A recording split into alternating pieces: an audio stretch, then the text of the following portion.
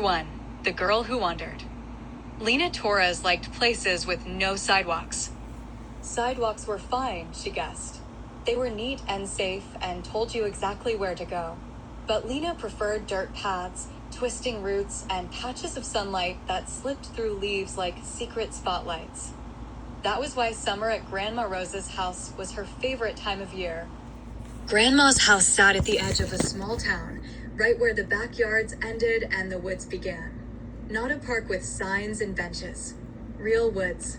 Tall trees. Crooked branches. Ferns that brushed your knees when you walked. And best of all, a million things to discover. On her first morning there, Lina grabbed her favorite thing in the whole world, her sketchbook. The cover was bent at the corners, and a green ribbon poked out from the top to mark her place. Going exploring? Grandma Rosa called from the kitchen. Lina slid her sneakers on. Just a little, she said. Grandma stepped onto the porch, wiping her hands on a towel. Her silver hair was tied back in a bun, and her eyes had the kind of smile that noticed everything. Stay where the path is clear, Mija, she said gently. The forest is friendly, but it doesn't like people who rush. Lina nodded, even though she wasn't exactly sure what that meant. She stepped off the porch and headed toward the trees.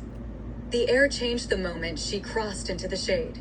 It felt cooler, greener somehow. Birds chirped overhead, and something small rustled through the leaves. Perfect. Lina found a mossy rock beside a crooked tree and sat down. She flipped open her sketchbook to a fresh page and began to draw the way the roots curled out of the ground like knobby fingers. She added a beetle crawling along one of them, then a mushroom tucked into the grass. Lina didn't just draw things the way they looked. She drew them the way they felt. The tree roots weren't just roots. They were twisting, turning, almost like they were trying to walk away when no one was looking. After a while, a butterfly fluttered past her nose. Bright orange wings, black edges.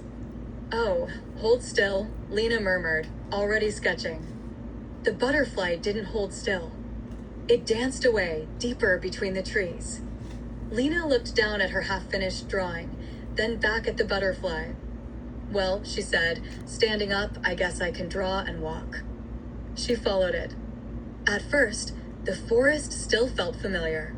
She could see bits of Grandma's backyard through the trees. She recognized a fallen log shaped like a bench. But after a few minutes, the trees grew taller. The underbrush grew thicker. The sounds of the neighborhood disappeared. Lina slowed. Just aware, like the forest had gotten quieter on purpose. The butterfly vanished. Great, she muttered. She turned in a slow circle, trying to spot something familiar. That's when she heard it. A soft sound, almost like a squeaky toy. Then again, a tiny sad whimper. Lina froze. Hello, she called quietly. The sound came from behind a clump of ferns. Lina stepped closer, pushing leaves aside. A small red fox lay on the ground, its back leg muddy. One paw was lifted, like it hurt to put it down. Its ears twitched when it saw her, and it tried to stand. It's okay, Lina said softly, crouching. I'm not going to hurt you. The fox didn't run. It just watched her with wide, bright eyes. You're stuck, huh? She whispered. Lina looked around. No other animals.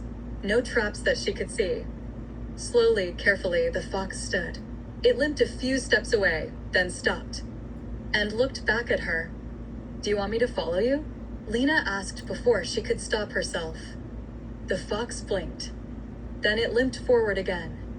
Lina hesitated. Grandma had said not to go too far. But the fox looked small, hurt, alone.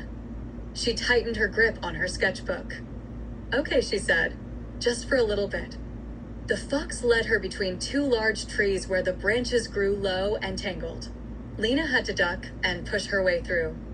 The forest felt different here, wilder, older. She didn't know it yet, but she had just stepped off every path she'd ever known.